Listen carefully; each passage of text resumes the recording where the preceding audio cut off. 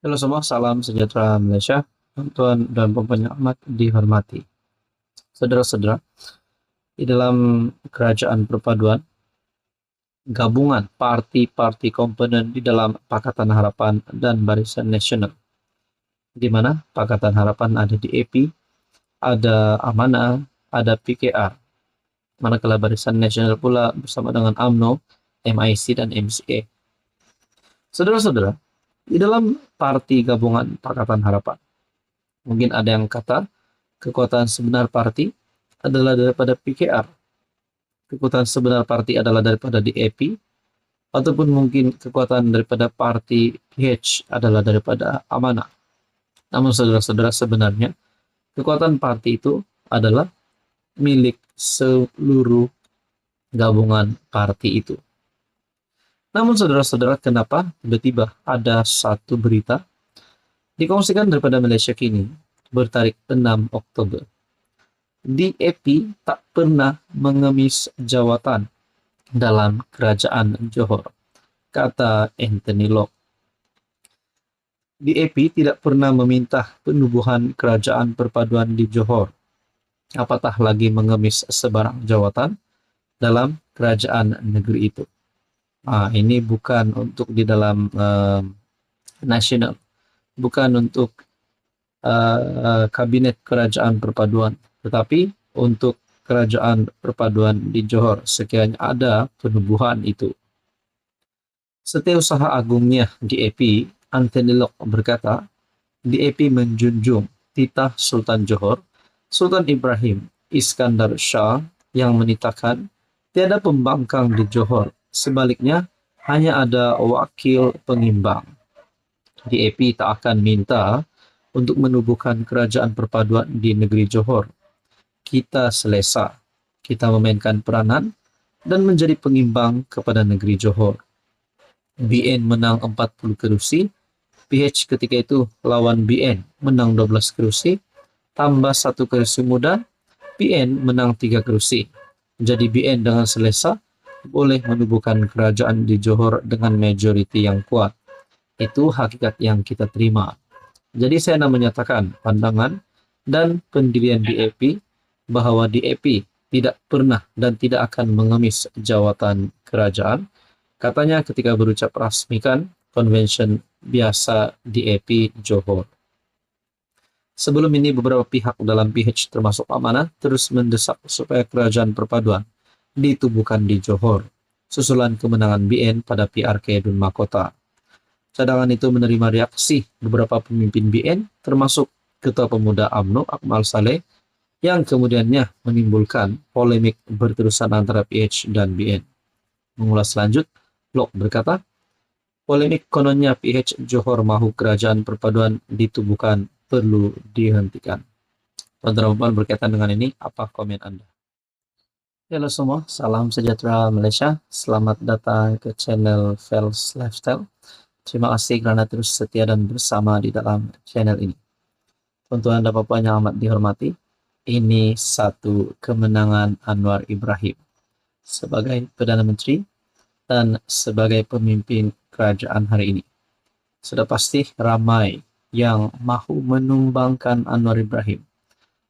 Ada juga sampai mahu mengheret Anwar Ibrahim ke mahkamah, memaki hamun Perdana Menteri yang berkata Anwar Ibrahim tidak layak untuk jadi Perdana Menteri dan perlu membubarkan parlimen dan sebagainya. Banyak serangan diterima oleh Anwar Ibrahim, terutamanya musuh politik Anwar Ibrahim yang mahu Anwar dipecat, yang mahu Anwar tumbang. Tapi sebenarnya saudara-saudara, ini satu bukti Anwar selangkah lagi di depan, selangkah lagi di hadapan semua musuh politiknya ataupun musuh yang coba untuk menumbangkan Anwar Ibrahim. Rasanya termasuk Mahathir, termasuk Muhyiddin, dan semua kepimpinan politik yang coba untuk menjatuhkan Anwar. Ini satu kemenangan Anwar yang terbaru. Perkongsian daripada Malaysia Kini bertarikh 8 Oktober, Anwar ditanggah ke-15 pemimpin Islam berpengaruh dunia. Perdana Menteri Anwar Ibrahim menduduki tempat ke-15 sebagai individu Islam paling berpengaruh di dunia berdasarkan edisi terbaru The Muslim 500, The World's 500 Most Influential Muslim 2025. Perkara itu dikongsikan Menteri Perumahan dan Kerajaan Tempatan Ngah Korming menerusi hantaran di aplikasi X yang mengucapkan tahniah kepada Perdana Menteri apabila berjaya menaikkan kedudukannya di tangga ke-15 berbanding ke-17 tahun lepas bagi kategori sama.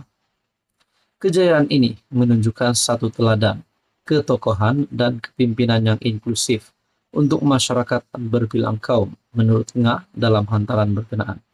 Saudara-saudara, ingin saya highlight di sini. Anwar Ibrahim yang berjaya menaikkan kedudukannya di tangga ke-15 berbanding ke-17 tahun lepas bagi kategori yang sama. Bermakna Anwar Ibrahim mendapat satu peningkatan, dan ini menjadi teladan kepada ramai orang, dan mungkin ini menunjukkan bahwa Anwar Ibrahim sebenarnya layak untuk terus menjadi Perdana Menteri. Mungkin berpenggal-penggal lagi, dan sekaligus ini satu lagi berita buruk untuk musuh politik Anwar Ibrahim. Mungkin dah boleh ucap selamat tinggal kepada mereka.